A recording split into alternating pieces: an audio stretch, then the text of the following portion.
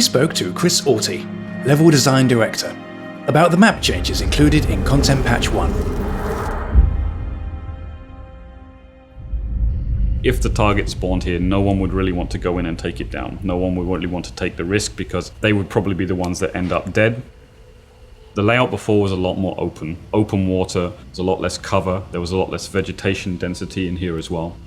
Any player that wanted to get into that building to take the boss down had to take a huge risk of going through this water that would sort of slow you down. It would make noise, it was full of AI, and it was very easy for other players to kind of come in and snipe you down. We added more terrain-based paths going in there. So we have these sort of mud paths leading in. There's another one here, and there's one also coming from the north. We also did a lot of work on the cover surrounding the location as well. So we've added more buildings, we've added more structures, we've added a few more approaches, so it's easier for players to kind of leapfrog from the perimeter into the center of the compound. We added a lot of vegetation to the north side. The reason for this was to give spawning players a bit more of a chance. They have a bit more protection when they're approaching the compound. In the south side, we kept it reasonably open because what tends to happen is, if a boss is discovered and it's, under banishment, most players come from the southwest and the southeast where the other compounds are. So if you're defending the structure, you can kind of keep an eye out and you can see those players approaching a little bit more easily. Big series of changes that we've tried to do for a lot of the compounds is to make sure that when you're coming out of a building, you have protection. You have some kind of shield around you a little bit. You can look at the space in front of you and you can make a bit more of a decision about where you want to go next. We also made a few changes to things like the windows, the gaps and other stuff to make it a bit less simple on the outside to see what's going on the inside. All these windows, as you can see in this location, will also all be closed by default. Unless players who are in there and attacking the target they can choose to have those open or not if they want to kind of peek out and engage the enemies that are out there as well.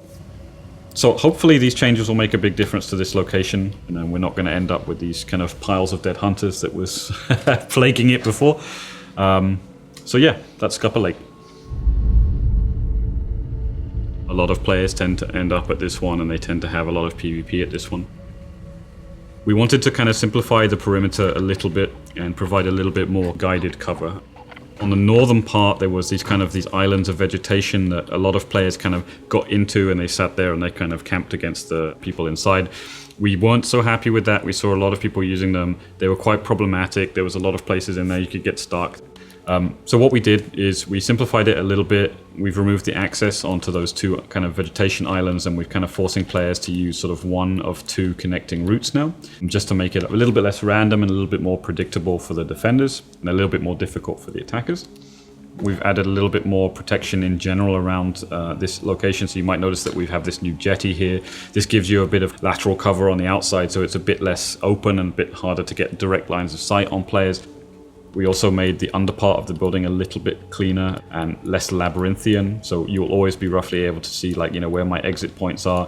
If players go in there and try to disappear, it should be a little bit more predictable where they might come out from.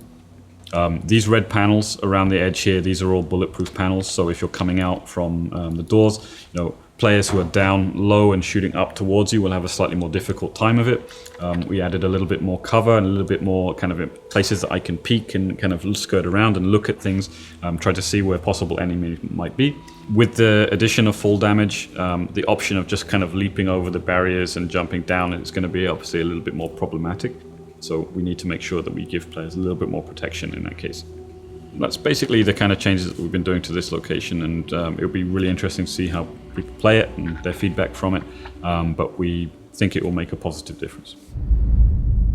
We made a few small changes to this one. The biggest change that you're going to notice is that the perimeter wall is a little bit higher than it used to be.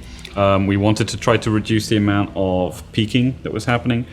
Players, sitting on the outside waiting for players to come out of the exit points and then having really cool protection behind this stone wall, and they can just sit there and flood bullets into the center of the compound and just kill people. The wall is now past eye height, so if you're running along the perimeter, you're not going to be able to see over it. We have breakpoints around it where players can kind of peek around and see in, but that also means that players coming out of the chapel can also kind of focus on those locations, and they're a bit more predictable and it's a little bit less random. Big problem in terms of camping was that if you were down there and you were killing the boss and doing the banishing, you had these two exit points that you could take. One of them was coming up through the church, and once you're in the church you have kind of these 4 or 5 options that you can get out of the window or go through the doors or wherever. The western exit, unfortunately, was a death trap. You had to come up these stairs, and at the top of the stairs you had these 2 blind turns, and they were very easy to kind of camp. They're very easy to kind of point, ADS and wait for people to come out. You could very easily just throw barbed wire there or set it on fire and whatnot. What we've given players is a little bit more breathing space, so when they come out, they're not immediately greeted by these 2 exits coming out of the side. What they have is a high wall of cover here, and then they can see where those 2 exits will be and any potential players kind of coming in from those exits. So yeah, a couple of small changes on this location, but they should hopefully make a difference.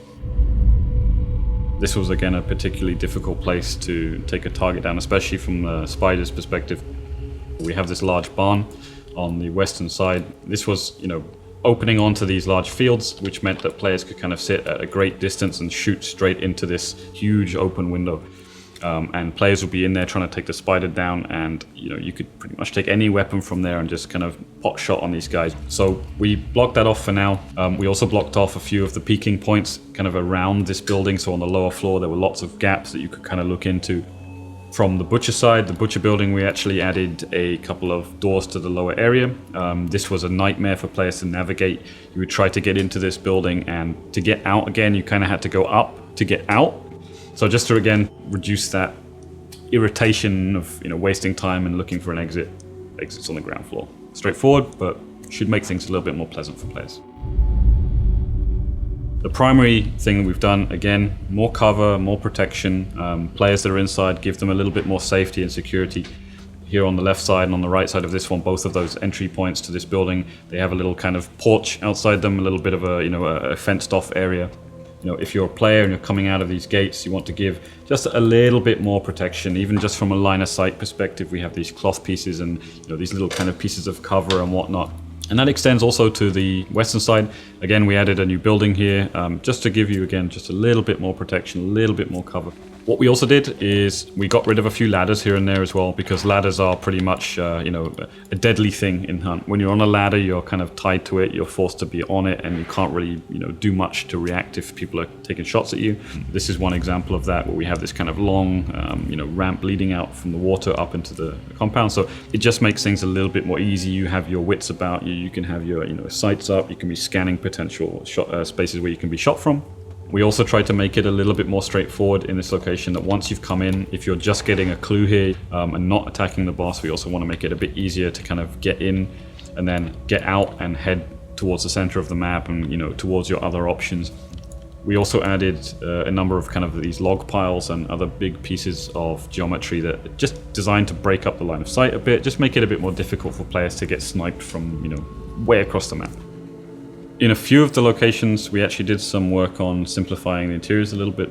It won't take away from the aesthetic of the game or from the atmosphere of the game, but it will just make people's lives a little bit easier, that they're not tripping over this stuff, and it's not, bumping their aim when they're trying to ADS and attack a target, for example. And in a stressful situation, you really don't want to have that, so we're trying to minimize that where we can. Just some small changes. We just thinned things out a little bit. We removed a few buildings. Some of the perimeter buildings have been kind of taken out. We made sure that every building now in this location is accessible. There were a few that were not. We made some of the roofs accessible in some of these buildings. I think it's nice in this one to get a bit of height, to kind of get an idea about your bearings.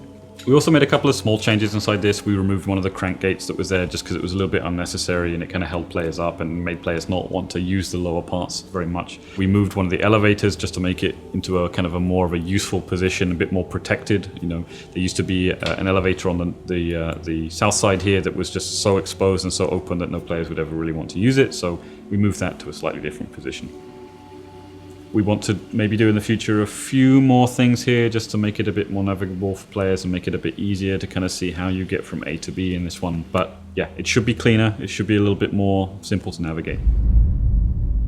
There will now be spawning of AI near and around clues.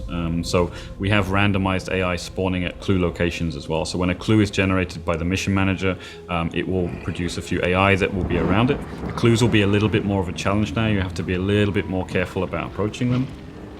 With dark sights, we found that a lot of players were only ever seeing a single clue at any one time. So you'd go out there, you'd turn on your dark vision, you would see one clue in one compound somewhere. So that obviously means that you're going to go to that clue and you're going to go to the one that's closest, and you don't really have any other options. We've made a bit of a change to that as well from a player planning perspective. Is they now open Dark Sight, they can now see one near clue and at least another clue. So you can have a choice to say, well, we heard gunshots at that location, or we think it's a bit unsafe, or we don't really want to go near that one.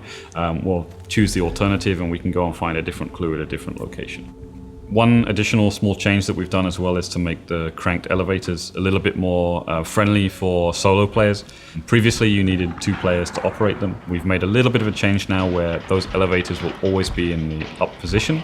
Players, all they need to do is crank the gate, it will come down, they jump in, let go, and they will slowly get taken to the top.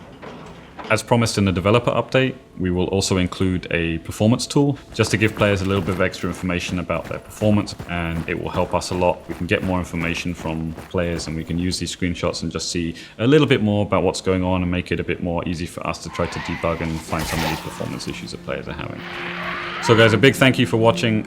We hope you liked the changes, and if you have any further feedback for us, then please don't hesitate to contact us on Steam or Discord, and hope to see you soon.